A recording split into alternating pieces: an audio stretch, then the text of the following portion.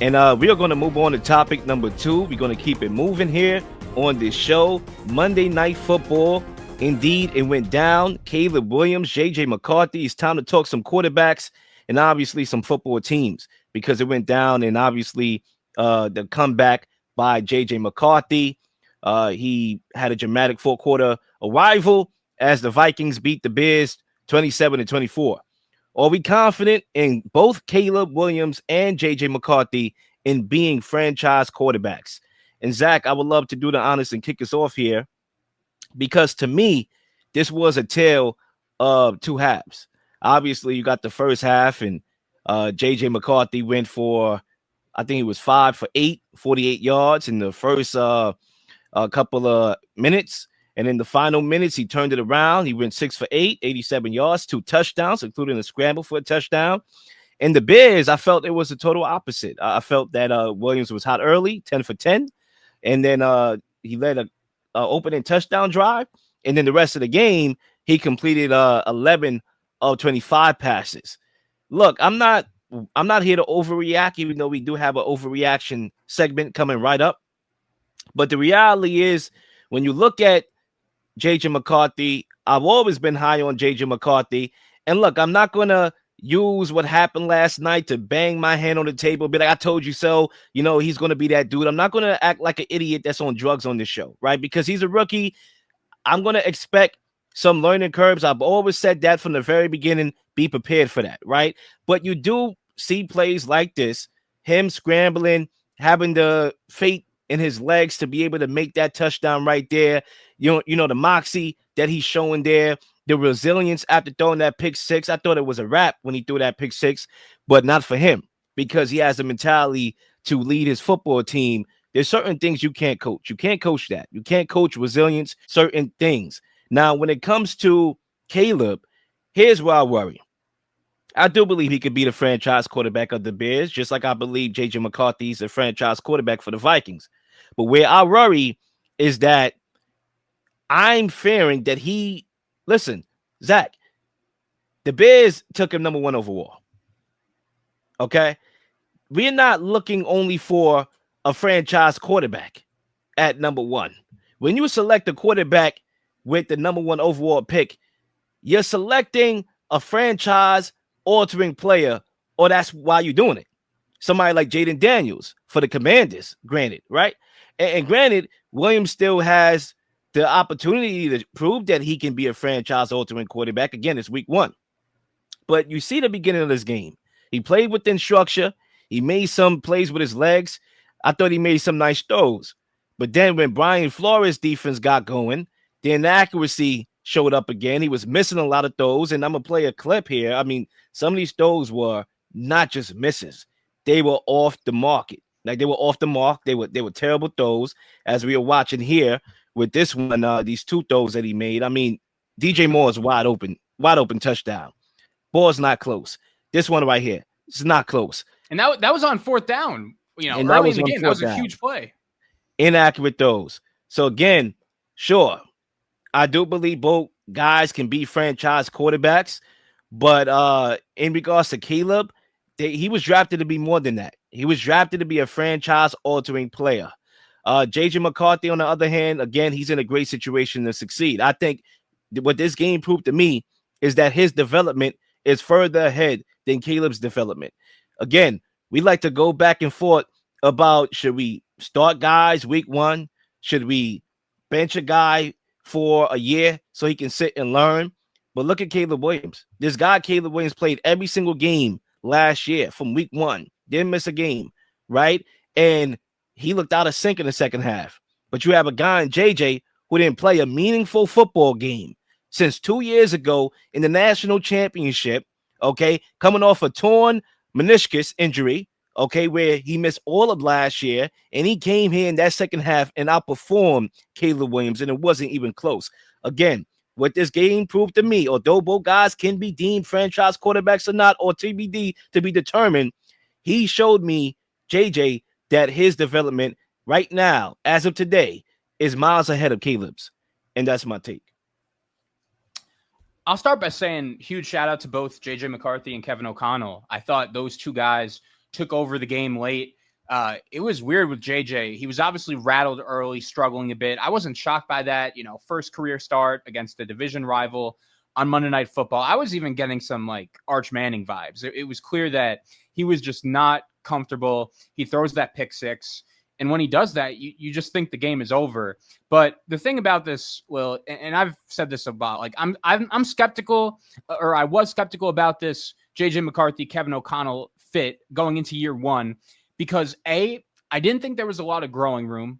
This Vikings team won 14 games last year, and they have big expectations. This is one of the most talented rosters in the game. You have Justin Jefferson. You have a defense loaded with talent. The Vikings have big expectations, as they should. And I was wondering if they would be able to have time for J.J. McCarthy and some of those inevitable growing pains that we even saw last night. But I think this performance was so big because now he has the confidence of his teammates. It's clear that everyone on that team, including his head coach, believes in him. And I think that's a great sign. For him to be able to do that last night, I got to tip my cap. Bravo. That is huge and a big development for this Vikings team. And also with Kevin O'Connell, he's obviously a very good coach. We know that.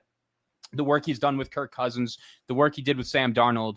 But my one beef with him was that last year, in the two biggest games of the season, against the Lions with the division on the line and against the Rams in the playoffs, he just got way too pass happy. And we know that he leans that way as a former quarterback. Like, that's his offensive philosophy. But last year in those games when the Vikings offensive line was just getting dominated by Detroit and the Rams, he just refused to run the ball. And I thought that really cost him.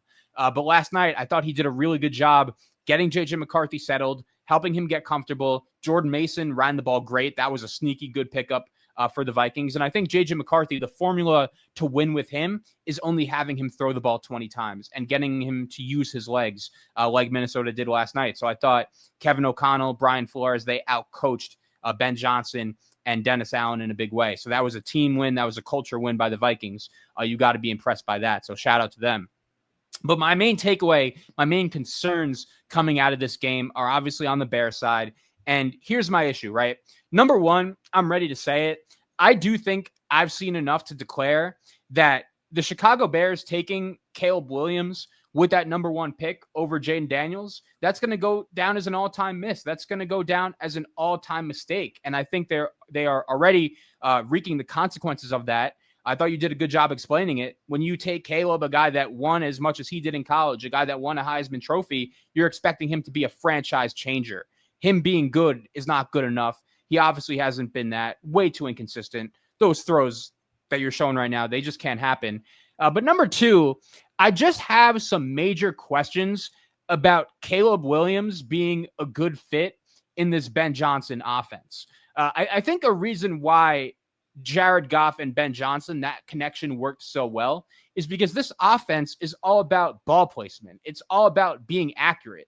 And we've seen throughout Caleb's NFL career that he could make the wow throws. He could do a lot of things on the football field that not a lot of other guys could make. But sometimes you realize that the key to being a good NFL quarterback is just being able to hit the layup throws, being able to hit the checkdowns and the wide open receivers. And he did that early in the game when the plays were scripted. But as the game went on, he was not able to do that. And that is a big concern. And one other thing, Will, I wanted to share, and I'm wondering if you or anyone of our listeners saw this. There was an article that was dropped by Tyler Dunn over the weekend. And when I say the name Tyler Dunn, everyone's eyebrow should be raised. This is the same guy who reported the Sean McDermott 9/11 comments. Like, anytime this guy has an article that's like somewhat controversial, you want to read it. You want to take a listen. And I did read it. And basically, to summarize, he went into detail into like Ryan Poles' process on how he landed on taking Caleb Williams with the number one pick in that draft and what the Bears did. And it was very concerning. Some of the things that came out of this report, the Bears spent hours watching Caleb Williams highlights, but they didn't watch any of his mistakes. They didn't watch any of his lowlights. They just threw that out the window, had no interest in that. And then also, they only spent like a handful of minutes scouting Drake May and scouting Jaden Daniels. They had no interest. Their mind was made up. The minute they knew they were going to have the number one pick, they said, you know what, we're taking Caleb Williams, and they did not do their due diligence. And I just think when you have that, plus a guy in Ben Johnson who he didn't pick Caleb Williams, he just took this job. I really don't know why he took this job, to be honest. Maybe because there was no other great job available. Maybe it's because he wanted to live in Chicago. Maybe it's because he wanted to go up against his friend Dan Campbell. By the way, those two teams play this upcoming week. That should be a pretty good game. But I'm just confused by the process here. I think the difference in the game last night was that you could tell Kevin O'Connell picked J.J. McCarthy, and J.J. McCarthy is Kevin O'Connell's guy. And it's pretty clear to me that Caleb Williams is not Ben Johnson's guy. And I don't know. Obviously, it's one game. It's only his second year. You don't want to overreact too much. But this was eye-opening. Some of those misses were eye-opening. And when the Bears had that pick six to go up 17-6, there was no reason why they should have lost. And it was just a complete melt. And, man, if you're a Bears fan, you have to be disappointed because that was a golden opportunity to start your season off on a positive note. That was a golden opportunity to send a message to the rest of your division and say, you know what, we're here. And this is a different era of Chicago Bears football. But no, it was the same old Bears, and you have to be disappointed. Yeah, and look, I know a lot of people are going to look at Brian Flores' defense and the track record of his guys and how hard they play and whatnot, and use that as a way to draw excuses on the playboard for Caleb Williams. But the reality is, even though that's true, even though C.J. Stroud had a couple of interceptions last year against Brian Flores' defense, even though Brock Purdy had about, I believe, 3 interceptions last year against Brian Flores' defense, you do have to realize that some of the throws, like we showed in this clip, was bad throws. It was just off. Guys were wide open. So again, yeah, sure, we give credit to the Vikings defense, as we should. Again, Brian Flores is one of those dudes, and he makes it tough for quarterbacks by disguising blitzes the way he does. But the reality is, Caleb Williams did not have a good second half, and there were definitely opportunities. You mentioned some point about the fit with Ben Johnson and potentially the belief that Ben Johnson has in Caleb or lack thereof. When you look at where he believes that he is, you can always tell by the way the game is called. Because some guys, they show enough potential where if you take a job as a new head coach and play caller at the same time, there's not a lot you're doing. You're probably just making tweaks and whatnot. But what I feel, based off of what I saw in the first quarter, even when things were looking good, was that Ben Johnson has broke down Caleb Williams back to the basics, back to the fundamentals. And that's obviously going to have his growing pains. If you're literally breaking down the fundamentals with Caleb Williams, okay, to show him how to play quarterback, then we have to realize that this process is going to take longer than expected. For example, even when they had those good drives, I thought there was some open downfield throws that could have been made, in which Caleb Williams opted to take down the check down. He opted to take the check downs. Again, that's probably Ben Johnson coaching Caleb to be the check down merchant. And that's not where Caleb is at his best. Caleb has always been a guy out of structure. He's an out of structure quarterback, not a guy that I would consider a guy to be a phenomenal quarterback in structure. He's not going to be Tom Brady. He's never going to be Tom Brady.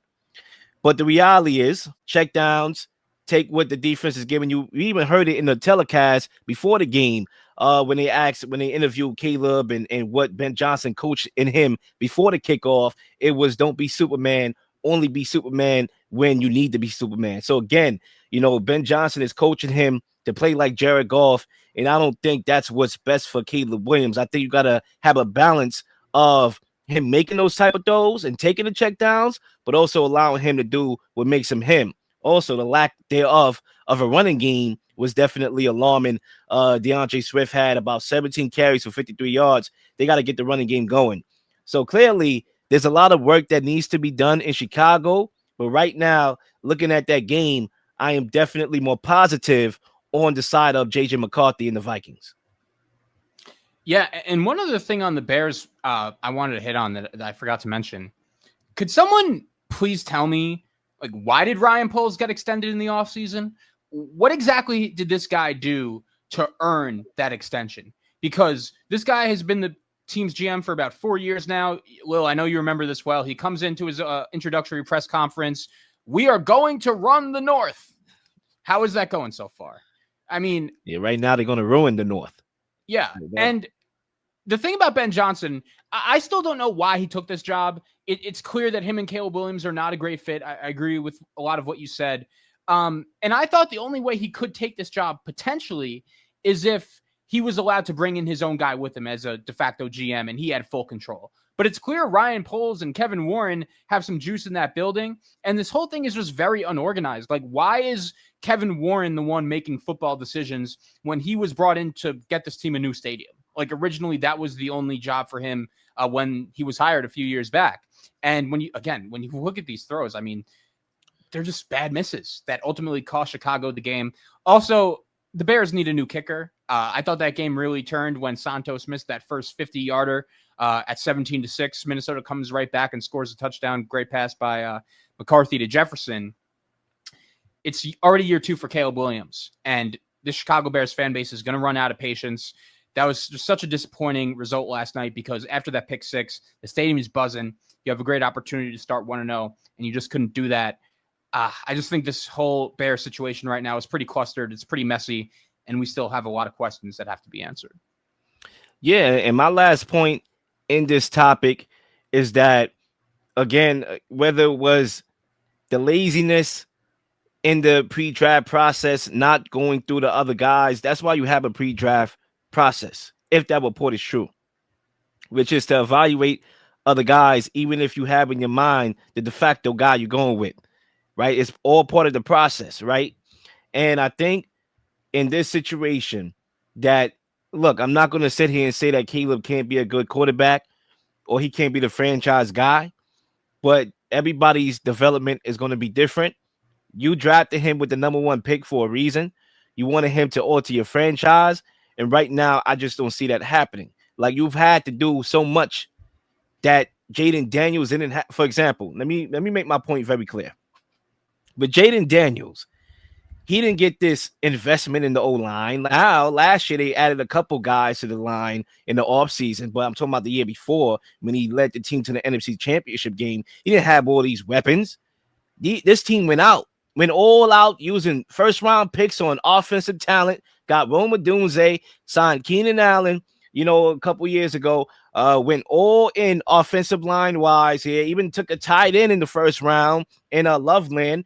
They doing all this, and he's supposed to be altering the franchise, okay? It seems like they trying to alter him, and that's what I'm saying. When you take a guy with that number 1 overall pick, right, you can't alter him. He's supposed to alter you. He's supposed to show you a flash or two where you could be like, okay, now we can go all in because he's going to take us there. But where are you going all in for? You're not that great. And hopefully Ben Johnson shows us that he, can work with Caleb. If you're going to be that offensive guru, I expect for him to make things work. If whatever's going on does not work in the next couple of days, I expect adjustments. That's what great coordinators do. We're going to find out if he's a great coordinator and if he's a good head coach. I thought they had some penalties in the game that came back to bite them as well. They just got out coach. They got out coach, point blank and simple, by the Vikings, and that's why the Vikings won this game.